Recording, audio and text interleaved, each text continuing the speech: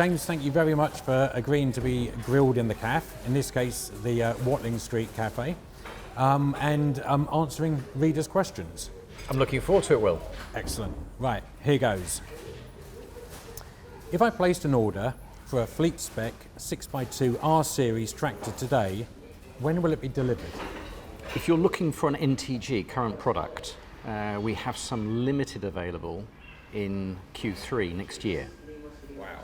So pretty long lead time. We're swimming in the same pool as every other auto manufacturer, and I think you know very well the situation regarding the supply chain issues that's affecting the industry. But if you're a fleet operator and you're looking for some volume, then you may be interested to wait until we launch our new driveline later this year, and we will have some limited volumes available from February onwards next year. You're behind some of your competitors in terms of getting a full electric truck range to market. How much longer will the wait be? Well, maybe it's good for me to correct the information a little bit, because we already have a full battery electric vehicle and a plug-in hybrid electric vehicle on the market since September last year. And actually, if you were interested in ordering a battery electric vehicle, and we went through the usage case for your particular operation, we could deliver a vehicle this year to you. Why would I buy an electric Scania when I could have a V8 powered Scania for less than half the price? I think it depends on the nature of your operation and your motivation. I think if you're interested to be an early adopter of new technology and you have a very strong leaning towards the environment, then you could be interested in taking a battery electric vehicle earlier than the rest of the market. The world is looking to reduce its carbon footprint. Meanwhile, last year Scania introduced a 770 horsepower version of its V8, which you turned up in today. Is that responsible? Yes, I would say so, because as well as our sort of corporate purpose, which is to play a significant role in driving the shift towards sustainable transport solutions, part of that is also producing vehicles that are properly adapted for use today and for the fuels that are available today. The launch of the new V8, of course, it's a flagship vehicle for some operators, but for many operators working in very heavy operations and specialist applications, they need the power and the torque that is delivered by that V8 engine that we have. And of course, launching the V8 gave us an opportunity to improve the fuel economy, and therefore to reduce environmental impact of the vehicle. Are there any plans to increase the gas range and maybe give us more power?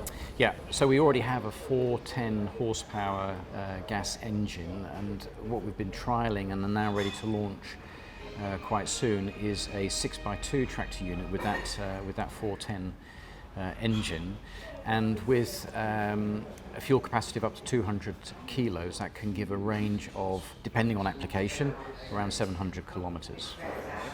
Are you happy with Scania's dealer network, or is there room for improvement?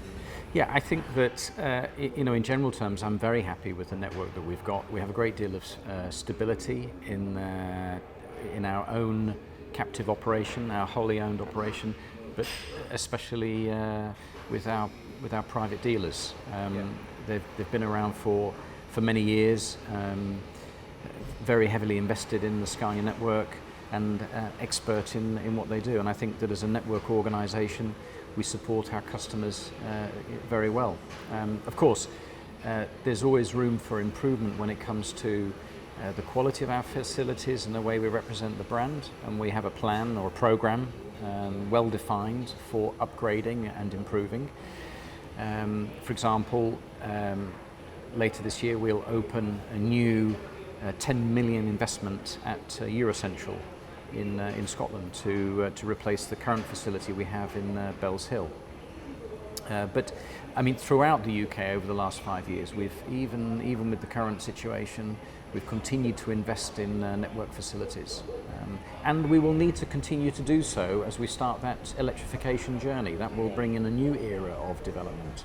How do we get more drivers into the industry, and what is Scania doing to help the situation?